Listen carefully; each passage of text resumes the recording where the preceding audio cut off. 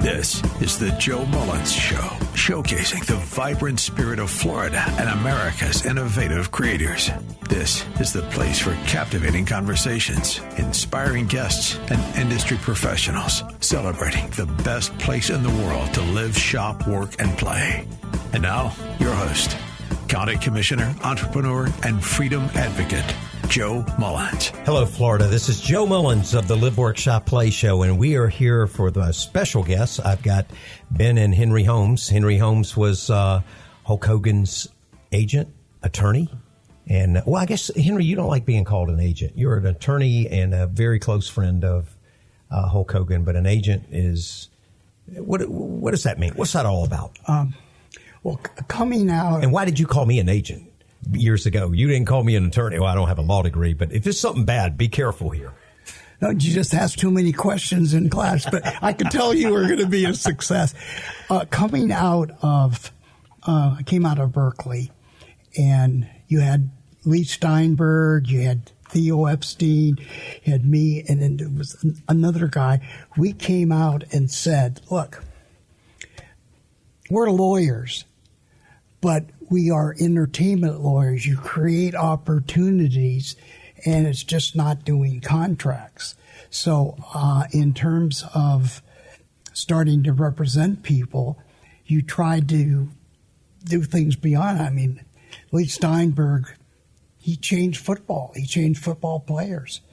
Yeah. And we went to the same law school, and I was jealous, and he was jealous of me. But that's the kind of thought we came out. And we said, sports is entertainment. Yeah. And, I had a couple really famous cases. One was Billie Jean King. And she treated the world as it's entertainment and it's doing the right thing. And, of course, she had, a crisis, the Palimony case. But so when you ask me about, well, why did you teach classes and yeah, why did you teach class? We got one of the hottest, well, not hot. I'm going to reuse that phrase because I don't want to build you up. One of the best and the greatest sports attorneys, entertainment attorneys in the world. Not hot. Hot to me is Pamela Anderson. I represent her. I agree. I know you did. That's why I had to bring her up. But, why did you do something like that? What made you go and do a class with us kids who probably annoyed you more than anything? I know I tried my best. But why did you do something like that? What made you do it? All right. Coming out of Berkeley. Now, if you remember, this is the early days. Teaching, at both second top law school in the world is that you go and you give back to the community and you teach things. But more importantly, what better way to test your theories of where sports should go, or movies and entertainment should, than having a class? And remember I was testing why aren't college players paid, and a lot of the issues that came to, but it was the classes.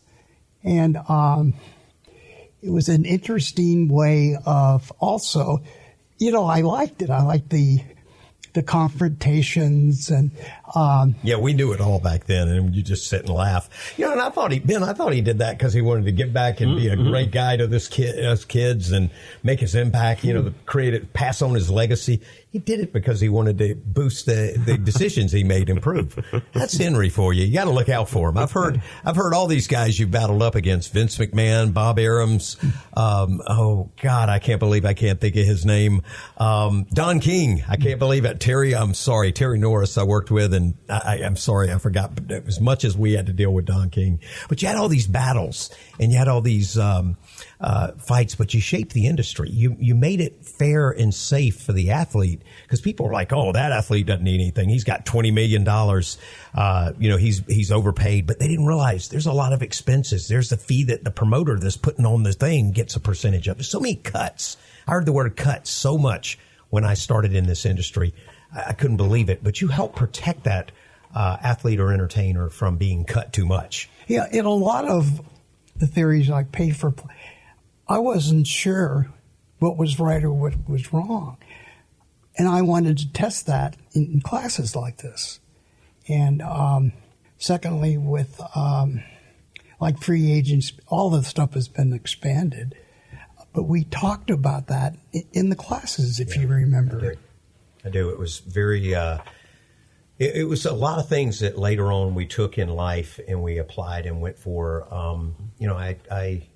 It really helped set up a lot of stuff. It's one of my biggest attributes.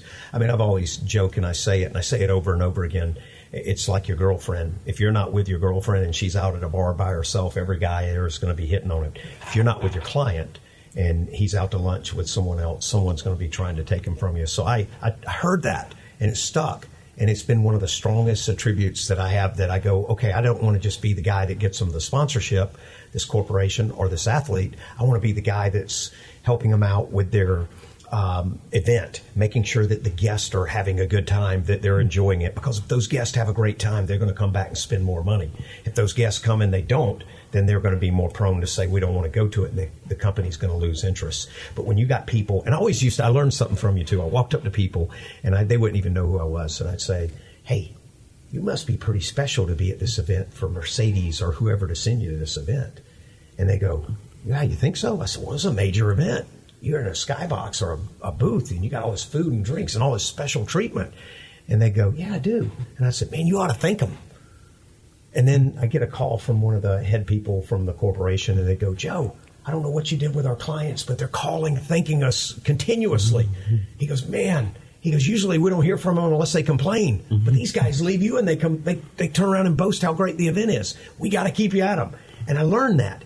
We often don't thank people when it goes really well. But when it goes bad, we're the first to complain and hear about it and first to throw it up in the air. And I learned that from you and in the class, that you have to be grateful for these things. And you also have to make sure you are every angle looking at that event, that sponsorship, that athlete. Because, you mentioned George Foreman and you mentioned Terry Bollea. And this is what people don't understand. That grill, the famous grill that was in everybody's house, was not meant for George Foreman. That's correct. It was meant for Terry Bollea, Hulk Hogan. There was a crossover, but the actual grill was it had been on the market, was designed and modified for George, and Terry kind of went in a different direction. But yeah, they would have come out with the grill, and he says he wasn't there when the call came in. I think that's great because I don't think it would have had the impact. I don't think the Hulk Hogan grill would have had the impact that the George Foreman, because you ever went to lunch with George, you'd see the guy could eat more hamburgers than Brutus in Popeye. It was amazing. All right, this is after the grill came out, and the hamburger stuff really, he really didn't train on hamburgers, but I mean, he went on Johnny Carson and he's sitting there, well, you're this comeback and you're eating hamburgers, and he says, oh, you're fighting this guy. This kid really hits hard. George goes, he does what? He hits hard. Johnny, you fight him. I'm not going to fight a kid that hits hard.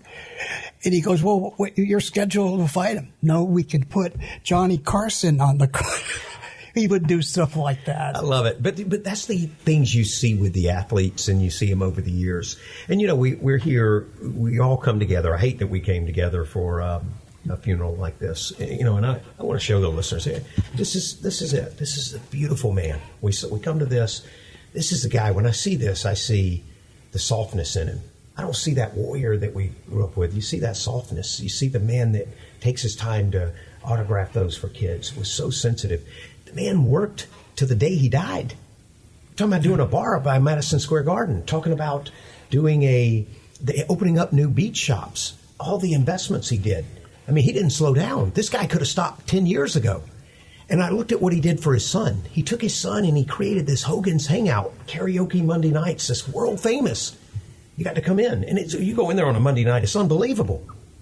But he gave his son something more than anybody could. And, Henry, you and I were talking about that, growing up without a father or a father that really wasn't engaged.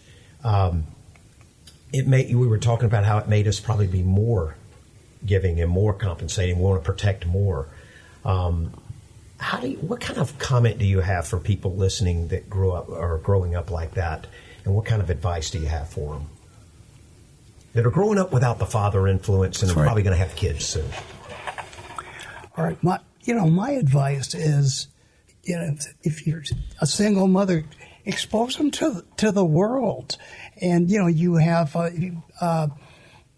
you had some single moms that have had disconnected dads and everything. My advice is, you can't go out and replace that, but expose them to the world. We took Ben everywhere, and if we didn't, he would call us 55 times. But a mom taught you a bunch of stuff, right? Mom did. Yeah. But so that's why it's so easy to say, well, I don't have a dad and I'm raised by my mom. And I used to say that stuff. My mom was wonderful, and she kind of educated me on the world. And a good commentary to Terry and George. My mom calls me and he said, Henry, when are you going to have enough money? Mom, what's this call about? You're making that wonderful man, Hulk Hogan, go in the ring and fight people, and you have George going, that George, he's the girl guy going in the ring to fight. I said, Mom, Terry's the world heavyweight champion. It was, you're trying to make money. You're trying to make money. That's so funny. But you shared with your son, one of the greatest gifts I think you can do, and I try to do it with my family. They certainly could grow up and never work a day in their life. But I fear that. I don't want them to do that. I want them to have a purpose in life.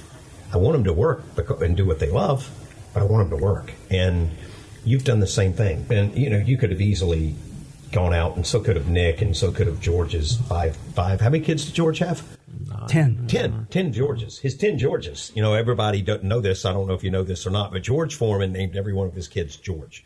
He had George in the name. I remember when Henry told me that, I thought to myself, God, I'd be so confused if they said George and it was 10 of us in a schoolroom with all the same names. That's like going to school and having everybody named Joe in the same class and everybody named Ben in the same class and everybody named Henry in the same class. Well, they all have nicknames, and one of the longest personal conversation that I had with George that wasn't related is, all right, Little Joe is his nickname, so he has a new baby coming. Should he name him George or not? What would be the impact? And so he ended up, he's George the Eighth or what? Little Joe. Little Joe, but they all have nicknames. But I remember, I love it. I don't know what to do because, you'll hear all of his kids are named George except for Little Joe. But so he's George Foreman. I can't remember the number.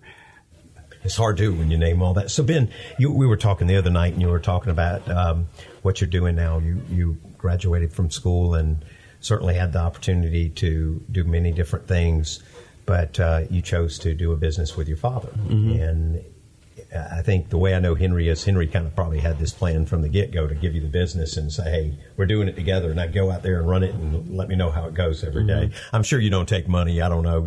I'm sure you sit there and support it. Take money from Ben. Look how big he is. I'm a little guy. That's what I mean. I want my kid to make so much money. My youngest walks around and says, Dad, when I become big in the NFL, I'm going to buy you a house and Mom a house. And I'm sitting here going, well, I got a bunch of homes. I don't know that I need you to buy me anything. But, Ben, your dad has done that for you. Mm-hmm. He's been in the career. He's seen all these amazing people around. How special is that to you? And what is that gift like to you? I mean, it means everything just to see how he treats his clients and how they're not just clients, they're his friends, and he brings them around his family, and he brings his friends around him, and it just, I don't know, it was definitely,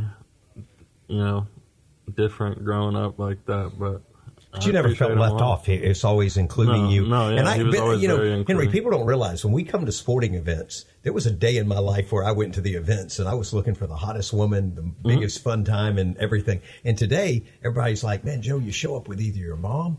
You for a while there, you were showing up with your mom all the time. And when she passed, guess what? My daughter and my sons now are who I show up with. It's a big change. It's not the industry where we're the people exploiting and partying all the time. They don't realize that the celebrities and that we are human and we love that.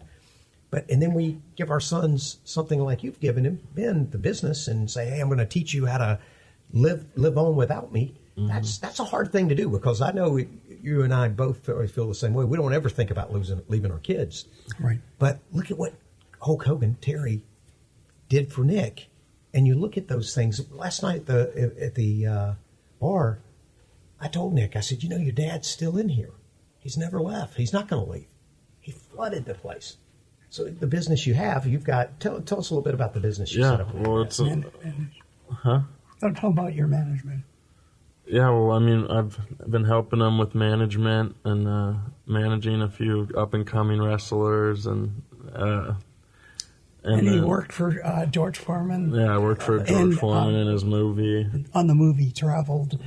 Wow, what a great opportunity. Yeah, it was definitely pretty cool. But now you're in the restaurant business. Yeah. We got in during COVID. We got into a franchise called Doghouse in Burbank, California, and it's kind of like a beer garden hamburger restaurant. And it's been. Now, where's this? It's a beer garden, hot dogs, good food like that. Where can our listeners, when they travel to California? That's how these things start. I didn't know what In-N-Out was until I went out there and discovered In-N-Out. Yeah, it's one of my favorite. I'll fly to California to eat In-N-Out. I'm pretty sure there's a few in Florida too that Jake Paul owns. I don't know if there's other franchise owners out here, but yeah, it's called Doghouse. It's like a beer garden kind of sports bar type place, and it's a really fun atmosphere, and it's a cool place. That's great. Now, where's it located? It's in Burbank, California, right near the airport. We can go out there and we can eat hot dogs and drink beer. I love it. I don't drink the beer, but I certainly eat the hot dogs. You drank Hulk's beer last night. No, I looked at it. I didn't drink it. I wasn't going to give up 14 years of sobriety. I don't drink up. I earned my way to that sobriety. I'm not going to give it up. I worked hard to get there. I was telling somebody the other day, I drank my fair share that I'm probably alive off that stuff right now. But, let's go back to talking about the event and Hulk Hogan as a person. Henry, name some of the biggest, what are some of the biggest things that you did with him that you're most proud of? Certainly, it was, we did a lot of movies. Some were good, some weren't so good. And you met Peter Young. We came into his life, and one of the big events is when he wrestled The Rock up in Toronto. Oh, wow, what an amazing match. So, I was in I had a home also in San Diego because my mom was there. And I hung up on Vince. And that was kind of I used the Machiavellian approach. And so I went outside. I came back in and, oh, yes, Ben's on the phone. Oh, yes, it's a bearded dragon. I have a bearded dragon and this and this and this. I said, Ben, who are you talking to? Vince. I said, Vince. I got on the phone. Vince, he goes, your son has more sense than you do. I want to negotiate the deal with him. Wow. And then we got there, and I don't know if you remember the event. And The Rock was really top of his, good guy, by the way. So they go into the arena. Rock is the world heavyweight champion. They boo him, and then Terry goes and cheers all over the place. And in the ring, The Rock turned to Hulk and said, God, because his movie was, I hope these people aren't going to not see my movie. But that was so exciting. And I remember Vince and his daughter Stephanie go, what do you make of that? And I said, Vince, you know what I make a lot of money from this. I love it. No, what about when this was one of the biggest things, and it's noted, and I remember them speaking about it, when Hulk Hogan went bad. Oh, the world was shocked. It was shocking. I mean, Ben, I don't know if you were old enough to remember it, but I was crying. I was like, no, we can't. It was like Darth Vader finally got Luke Skywalker. Yeah, I went on a private plane with Peter Young, and we were, we didn't really know how there would be a reaction. So we go into the arena, and, and Terry comes out, and everybody's expecting this. And that's so not him. Right. That was so not him to be a bad guy. So he says, Look, all these years I've told you to say your prayers and eat cereal and take your vitamins. All that, I was lying. The thing is power. And first people were kind of laughing. And you then, didn't know what to take. And then it was like, what is he doing? And it was such a transformation. And, then they started booing. But he was marvelous at that. He was really good, but it wasn't him. That was what was so that's when you realized Terry Bollea became an amazing actor and entertainer. For a guy like that to sell that he was narcissistic, and I mean, it was unbelievable. No, Ric Flair could sell it. Ric Flair could do it easy. But Hulk Hogan? Well, you have to understand, look at movies. Actors can be a good guy in one, a bad guy, and you can have maybe a more solid message. But I was with a Big Show. I went into the ring with Terry, and I had my NWO shirt, and I've been on. I remember that. TV a lot, and but I had never been. You're crazy lawyer. You're evil, and I'm going. Yeah. And we got up there, and I just remember Big Show.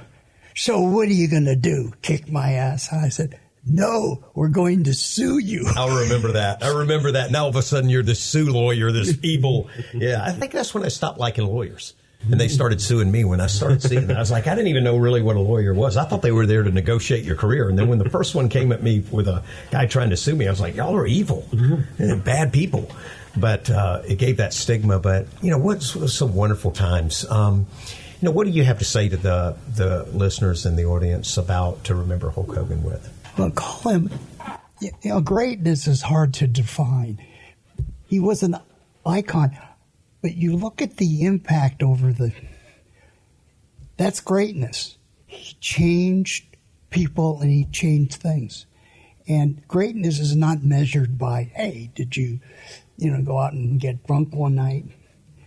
But he was just a great man, a good friend, and he had, they say, well, he was selfish to his family. Look, George or Hulk said to you got to take care of your son because he's a trust fund kid. He'll go to sleep not under blankets, but his trust fund papers. And that was a conflict and it was a conflict for Terry, really a conflict for George because he had so many kids. But he was a force and had great impact on like you said, as a kid.